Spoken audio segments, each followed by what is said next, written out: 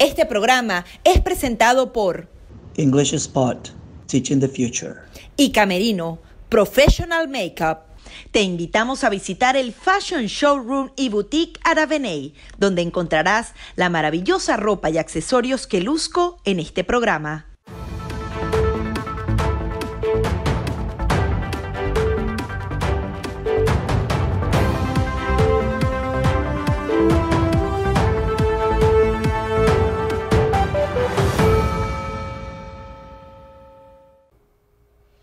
Bienvenidos una vez más a su programa Perspectivas. Les saluda Gaby Peroso. En esta ocasión voy a conversar con Iván Simonovic. Él estuvo 15 años en prisión en Venezuela, logró escapar del régimen de Nicolás Maduro, pero ahora tiene una función muy delicada, fundamental para este proceso que actualmente atraviesa Venezuela. Él es precisamente ese enlace entre el gobierno de Juan Guaidó y todas las agencias de seguridad de Estados Unidos y del mundo entero. Él es el secretario y el asesor de seguridad e inteligencia del nuevo gobierno de Juan Guaidó. Muchísimas gracias por acompañarnos. Gracias a ti, Gaby, por invitarme a tu programa. Iván, quería en principio que nos dijeras un poco cómo se ejerce esta función y la importancia de que ahora este trabajo esté sistematizado, que esté también en manos de los venezolanos. Muchas veces los gobiernos extranjeros estuvieron investigando al gobierno de Nicolás Maduro y de Hugo Chávez, pero no había justamente venezolanos involucrados de lleno en lo que serían todas estas investigaciones. Sí, hay acuerdos internacionales que se deben cumplir. En el caso de los Estados Unidos, Venezuela y como todos los demás países, en el tema de la actividad criminal, siempre, sobre todo porque hablamos ya de una situación de criminalidad transnacional. O sea, existe la criminalidad que tiene, ya no es focalizada en una sola área, en un solo país. Hoy en día el tema, por ejemplo, financiero, sabemos pues que se utilizan dinero de un país hacia otro, que hay inversiones que son ilegales, que es lavado de dinero. Todas son actividades transnacionales. Para que exista la prosecución de los casos de este modelo o de este tipo, es necesario ir a los acuerdos que se establecen entre estos países. Bueno, precisamente una de las cosas que hemos estado haciendo, el embajador Carlos Vecchio y mi persona, es retomar todas estas actividades que habían estado, no se habían podido adelantar de la forma correcta, motivado pues a que primero faltaba una persona que se encargara solamente de esta actividad. Y por otro lado está revisar los convenios, revisar en qué forma podemos hacer que no solamente se comparta información, sino que esa información ingrese de forma correcta a los expedientes que llevan a cabo, bien sea la Fiscalía o los tribunales, en este caso pueden ser los de Estados Unidos, como puede ser cualquier otro país del mundo. Coméntanos un poco la diferencia entre lo que son las sanciones que, por ejemplo, establece el Departamento del Tesoro de Estados Unidos y lo que son esos juicios penales, lo que está en la justicia, por ejemplo, americana. ¿Hay una diferencia allí? Una persona puede ser sancionada en principio, pero luego puede haber un caso particular de un traslado de droga que se conozca ante la justicia americana. Claro, la OFAC está focalizada por el tema financiero. Ahora hay otras actividades, puede existir otra actividad que es una actividad criminal. Como tú acabas de mencionar, si una persona, por ejemplo, facilitó el importar, trasladar, mover droga de un país a otro, ya estás incurriendo en una actividad criminal, en específico el narcotráfico. Cuando eso es así, entonces ya además de la sanción política o la sanción que te impuso, en este caso la OFAC, hay una sanción, hay una investigación o entras a formar parte de una investigación criminal y es un tema penal totalmente diferente a este. Ahí el individuo que ingrese en una investigación de este tipo y que se le consigan suficiente evidencia para demostrar su participación en estos hechos, va a pagar o va a culminará con una condena una vez que sea detenido, una vez que, que el juicio termine. Entonces son dos cosas totalmente diferentes. Pues el tema de los FARC es un tema, insisto, un poco político, un tema financiero. Se descubre que personas tienen actividades ilegales o han hecho cosas pues, que no están permitidas dentro de la ley, en este caso americana. Y otra es que tengas participación en actividades específicamente criminales. Puede ser la corrupción, puede ser trata de seres humanos, narcotráfico, lavado de dinero. Eso ya son cargos criminales y la sanción es penal. Quería destacar justamente este punto porque hay mucha preocupación de la ciudadanía que en caso tal, si hay algún tipo de negociación y alguno de estos personajes de Nicolás Maduro se quiere salvar, se haga un acuerdo político, pero está el tema de los tribunales. Esto es así, o sea, hay posibilidades que más allá de lo que sean los gobiernos o las negociaciones, hayan casos específicos que lleven a que estas personas paguen ante la justicia internacional, una corte penal o cortes y tribunales de Estados Unidos puedan procesar a estas personas que en algún momento alcancen algún tipo de acuerdo. Mira, los acuerdos políticos son políticos, no son acuerdos penales o legales. Una persona, por ejemplo, que comete un robo, puede ser que se arrepienta de haber cometido el robo, pero el robo lo cometió. Y de alguna forma tiene que haber algún tipo de sanción por la comisión de ese delito. A mi manera de ver, el hecho de que se llegue a un acuerdo, eso es un acuerdo político en el cual, bueno, se harán diligencias para que la persona goce de algún beneficio motivado al acuerdo. Pero lo que no se puede prometer es algo como, por ejemplo, que la Corte Penal o que sencillamente alguien acuse de forma privada a otra persona. O sea, por ejemplo, yo puedo acusar en forma privada a cualquiera de los del régimen de Nicolás Maduro y a mí eso no me lo puede prohibir nadie, eso es un derecho que yo tengo. Entonces, son cosas totalmente diferentes y que en todo caso los individuos que actualmente están en el régimen y que deseen que eso sea así, ellos tendrán que llegar a un acuerdo con el sistema penal, el cual los está investigando o el cual hay una persecución con ellos. Entonces, eso es algo directamente con la Corte, directamente con el Tribunal, directamente con la Fiscalía, porque ahí inclusive desde el punto de vista penal también hay acuerdos. Se conoce, todos hemos visto en la televisión como por ejemplo el típico caso de los narcotraficantes. El narcotraficante que capturan y le dicen, a usted le corresponden 100 años de condena por los delitos que cometió. Pero si ese señor colabora, entrega quiénes son los cómplices, si entrega el dinero que se hizo con el narcotráfico, entrega las adquisiciones que hizo, colabora con la justicia, toda esa pena va bajando hasta que llega un momento donde, bueno, ya no puede bajar más porque sencillamente algo tienes que pagar. Pero eso forma parte de acuerdos, una cosa son los acuerdos políticos y otras cosas son los acuerdos legales. ¿Hay posibilidad de que paguen de alguna manera? Bueno, yo no es que digo que es posible, digo que van a pagar. Para mí eso es algo impensable, que no exista, que no ninguno, que ellos se van a salvar de ir a la cárcel. Ahí tienes tú el caso de Luis Ortega Díaz. Luis Ortega Díaz es una señora que, bueno, el primer periodo de gobierno de ella, 7 años en la fiscalía, mi caso, el caso de Leopoldo, el caso de mucha gente, ella era la fiscal general. Que ella hoy en día tenga una oposición diferente y que esté a favor de la oposición y que reconozca al presidente Juan Guaidó, me parece extremadamente bueno, me parece favorable. Sin embargo, eso no la excusa a ella, no la exime a ella de que en algún momento dado deba presentarse ante un tribunal y dar respuesta sobre esas decisiones que eventualmente ella tomó, como el caso de Gabriela, la que fue defensora de Gabriela Ramírez. Ojo, ella en una oportunidad le dijo, si yo tengo que enfrentar a un tribunal, pues lo haré. Bueno, perfecto, de eso se trata. Cuando tú tienes un cargo público, va con el cargo, pues que eventualmente tú puedes ser sancionado o tú debes ser objetado o sencillamente pues se debe analizar si lo que tú hiciste estuvo enmarcado dentro de la ley. Y si hay algo que no está dentro de la ley, tú sencillamente tienes que cumplir con lo que establezcan las leyes. En este país, en los Estados Unidos, en Venezuela, en Rusia, donde tú quieras, así funciona la ley. Tarek El Aissami fue incluido en la lista de los más buscados y ahora se habla de una recompensa. ¿Crees que este tipo de acciones pueda provocar traiciones internas? ¿Cómo ves esta figura que ha establecido Estados Unidos en un caso tan particular? El tema de colocar un monto por alguna persona, un criminal, un delincuente, es algo, bueno, ancestral.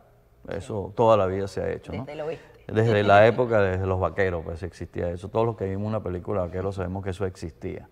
Ahora, quieren cambiar el tema, la verdad de lo que sucede allí, cuando el Aizami sale dando unas declaraciones diciendo que todo esto se trata de una persecución. No, se trata del resultado de una investigación penal que concluyó y demostró, porque se demostró que él tenía participación en actividades criminales, los cuales tienen una pena.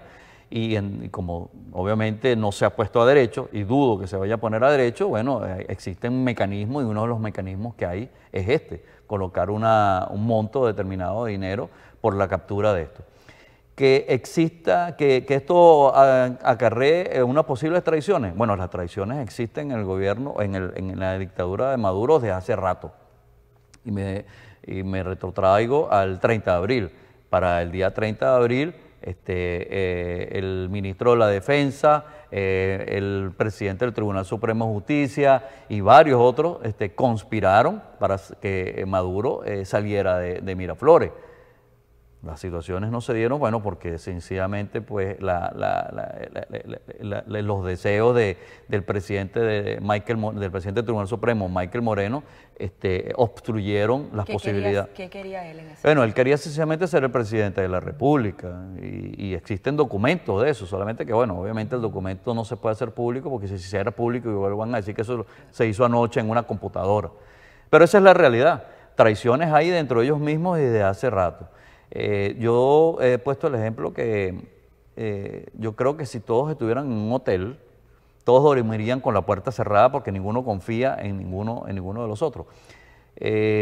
Sencillamente, a mi manera de ver, creo que ellos están perfectamente claros que la traición de uno es la traición de todos.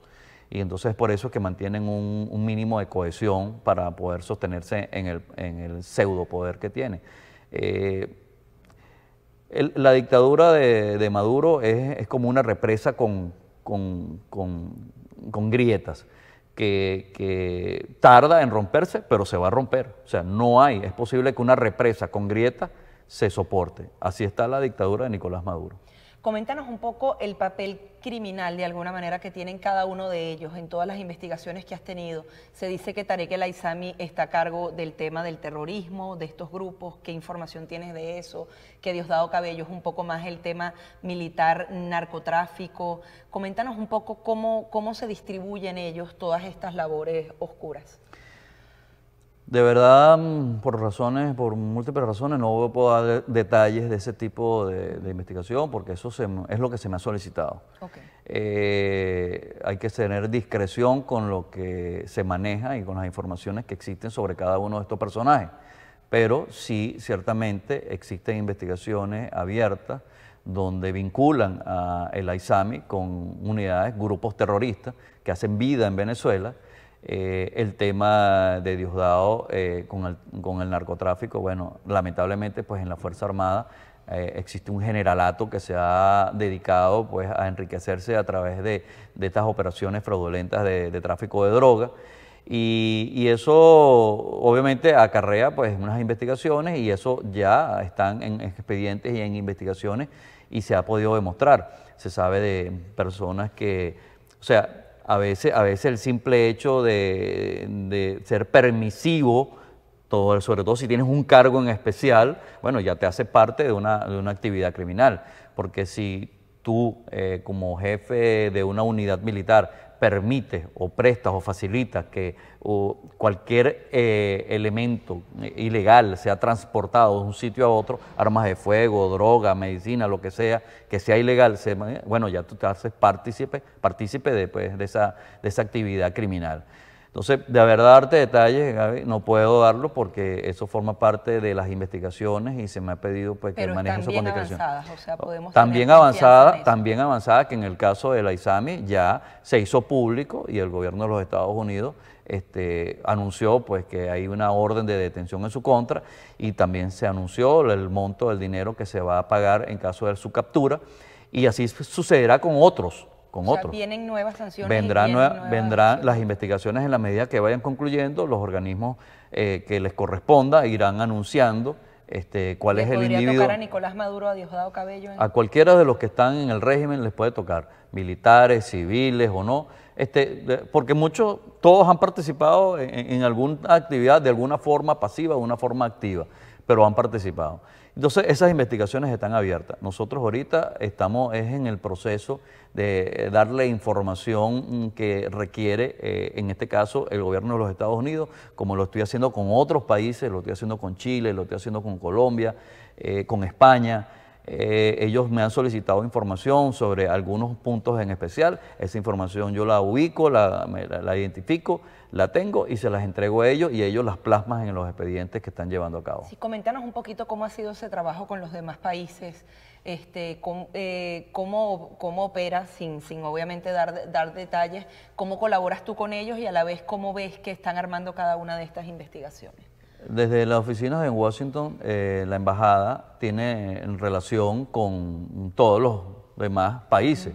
Y esos países se le han acercado al embajador Carlos Vecchio y le han hecho planteamientos desde hace algún tiempo sobre casos o situaciones en específico, sobre venezolanos que no saben de dónde sacan el dinero que tienen cuentas en bancos que no son de montos que no son justificados. Entonces, bueno, eso obviamente crean unas alarmas. Esas alarmas hacen que estos representantes pues, de la ley en esos países se pongan en contacto con sus cancillerías y sus cancillerías se pongan en contacto, en este caso, con la Cancillería venezolana. Es importante pues, saber que, insisto, en el tema de crimen transnacional, muchos países tienen debilidades, sobre todo los países subdesarrollados, tenemos debilidades en algunas leyes y son las situaciones que se aprovechan los delincuentes sobre todo delincuentes de alto calibre, delincuentes de cuello blanco, si lo podemos llamar, porque consiguen el nicho ideal para poder crear fortunas o hacer fortuna y de alguna forma mantenerse fuera del radar de la policía o de los tribunales. Con estas acciones nosotros estamos identificando quiénes son las personas y en este intercambio de información nosotros nos nutrimos y los nutrimos a ellos. Entonces, insisto, pues con ya varios países, actualmente en estos momentos tenemos total y absoluta relación y estamos trabajando, mi oficina, las personas que están conmigo y yo, con esas oficinas, unidades antiterrorismo, unidades de legitimaciones de capitales, unidades en el caso de Colombia con el tema de la guerrilla, en el caso de España con los terroristas de ETA. Entonces, bueno, estamos en ese proceso y estamos ya preparándonos para en el momento que sea necesario colaborar con ellos ya en el punto final, que es la detención de las personas que hayan transgredido la ley. Quería que me comentaras brevemente sobre la reunión que tuvieron con la DEA, el embajador Vecchio y tú. Sabemos que hay muchas cosas que no puedes comentar, pero un poco cómo son esos contactos que ahora tienen cotidianamente, por así decirlo. Fuimos recibidos por una comisión de alto nivel de la DEA y se retomaron ahí algunos puntos importantes que habían dejado de tener vigencia una vez que el régimen cortó relaciones con no solamente Estados Unidos, sino con la agencia antidrogas DEA. Entonces eso se está retomando. Hay acuerdos, como dije al principio, acuerdos nacionales e internacionales que Venezuela debe cumplir. En este caso, el presidente Juan Guaidó nos ha dado instrucciones y a través de la Cancillería se están manteniendo estas relaciones. Ya hemos establecido vínculos directos. Yo tengo comunicación directa con algunos agentes especiales, jefes de unidades especiales dentro de DEA en el tema de narcotráfico directo sobre operaciones a nivel latinoamericano y desde Venezuela, y también sobre legitimación de capitales. Entonces, eso es lo que hasta este momento hemos adelantado y vamos a continuar. Vienen ahora las otras actividades, por ejemplo, con el FBI y otras agencias, insisto, americanas y de otros países. Se nos está acabando el tiempo, pero quería tocar también un tema importante que también estás trabajando y es el llamado Día D. Después de que se produzca un cambio en Venezuela, también se están estructurando planes se está trabajando en paralelo en cómo recomponer a la Fuerza Armada, a la policía. ¿Qué le puedes decir a la ciudadanía? ¿Estos planes están orquestados y tú estás trabajando directamente en estos temas? Sí. Hay un proyecto, Plan País, y Plan País tiene 11 áreas. Una de esas áreas es el tema de seguridad. La seguridad es la base de todo. Para poder garantizar la continuidad de los servicios básicos del venezolano, entiéndase agua, luz, comunicaciones, etcétera, ya hay planes que hemos estado trabajando, eso está escrito, está en blanco y negro. Hay más de 30 personas, 35 personas ocupándose de diferentes áreas, en el tema policial, en el tema carcelario, en el tema judicial, en el tema de identificación. Vamos a un proceso nuevo de identificación totalmente con una cédula actual y con una cedulación que, digamos, acorde con la tecnología del siglo XXI. Sería de cero. Sí, sí. Cedularíamos a todos estamos ya, ese plan está listo. Faltaría pues el ejecútese del presidente Guaidó una vez que él lo tenga su posición en Miraflores. Lo que les puedo decir es que ya hay protocolos de actuación. Ya cada una de las áreas en las cuales se ha trabajado tienen protocolos y saben exactamente qué es lo que se va a hacer. Estos protocolos le dan tareas específicas a muchas personas y bueno, es un proceso donde estimamos que en 4 años nos va a tardar por lo menos 4 años hacer cambios importantes. Es importante ir a una reinstitucionalización de las organizaciones, es importante el reentrenamiento de todas las policías, es importante equipar a las policías, es importante que la tecnología sea parte de todos los cambios que se quieren hacer dentro del sistema de justicia. Entonces, acabar, por ejemplo, con las cárceles policiales es uno de los puntos que desde el primer día se va a hacer. O sea, se creó, hay una aberración que causa mucho daño, no solamente a las policías, sino es una violación sistemática de los derechos humanos que las personas detenidas tengan que pasar años metidos en una cárcel policial que no está entrenada, que no está preparada, que no está diseñada para la policía, tiene un problema de costo, tiene un problema de entrenamiento.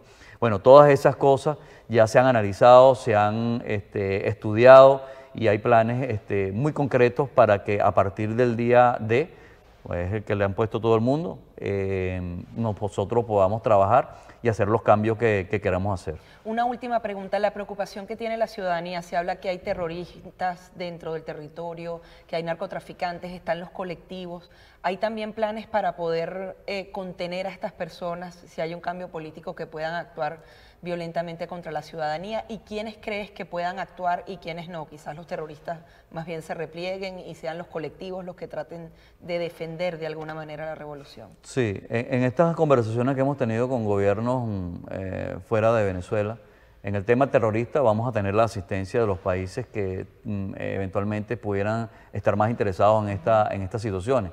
Entiéndase Israel, entiéndase los Estados Unidos, países europeos como España. Ya ellos están en cuenta y estamos conversando sobre qué se debe hacer con respecto a estas personas. Como tú bien lo señalabas, muchos de estos individuos, una vez que el régimen desaparezca, pues tratarán de volver a su sitio de origen, porque no tendrán ese nicho de protección que están o esas aguas de protección que tienen dentro de Venezuela. En el caso de la guerrilla, ha sido público y comunicacional, el presidente Duque, el canciller de Colombia lo ha dicho, y bueno, ya hay conversaciones entre las embajadas de Venezuela y la embajada de Colombia, y ellos tienen información de inteligencia bastante avanzada y sencillamente es actuar en el momento que haya que actuar. Para eso se utilizará la Fuerza Armada y la Fuerza Policial, y bueno, dependerá de la actitud que estos señores tengan para saber cuál será el fin de esta situación. Se utilizarán los protocolos normales de aplicación de niveles de fuerza y si ellos tienen a bien entregarse, bueno, se les entregará a la justicia colombiana si es que están requeridos por allá. En el tema de los colectivos, bueno, es un trabajo que bastante ya hemos adelantado, hay muchos de ellos que están totalmente identificados. Y los que no están identificados les gusta guindar videos en YouTube, así que no va a ser muy difícil llegar a todos ellos. Los colectivos como tal, la teoría es que los que tengan trabajos sociales se les va a permitir que sigan haciendo ese trabajo social.